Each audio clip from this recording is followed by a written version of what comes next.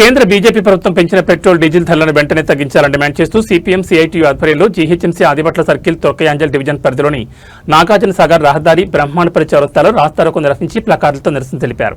ఈ సందర్భంగా CPM party జిల్లా కమిటీ సభ్యుడు డి కిషన్ మాట్లాడుతూ ఇటీవల కాలంలో 4 రాష్ట్రాలు ఓ కేంద్రపాలిత ప్రాంతాల్లో జరిగిన ఎన్నికల ముందు వరకు ఎలాంటి ధరలను పెంచబోమని నమ్మబలికిన కేంద్ర బీజేపీ ప్రభుత్వం ఎన్నికల ముగియగానే పెట్రోల్ డీజిల్ పైన ₹3 పైచిలకు ధరలు పెంచడం అంటే ప్రజలను మోసం చేయడమేనని ఆగ్రహం వ్యక్తం చేశారు.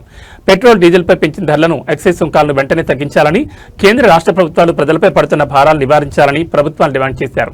కేంద్ర ప్రభుత్వం దేశంలోని అంబానీ, అదానీలకు దేశ సంపదను కట్టబెట్టడంతో పాటు భారత విదేశాంగ విధానాన్ని అమెరికాకు తాకట్టు పెడుతుందని, వెంటనే అమెరికాతో కుదుర్చుకున్న వాణిజ్య ఒప్పందాన్ని వెంటనే రద్దు చేసుకోవాలని డిమాండ్ చేశారు. పెరుగుతున్న ప్రతి ధరలకు అమెరికన్ సామ్రాజ్యవాదం, దేశీయ పెట్టుబడిదారులే ప్రధాన కారణమని అన్నారు. పెంచిన పెట్రోల్ డీజిల్ ధరలను వెంటనే తగ్గించకపోతే ప్రజలు తగిన గుణపాఠం చెప్తారని హెచ్చరించారు.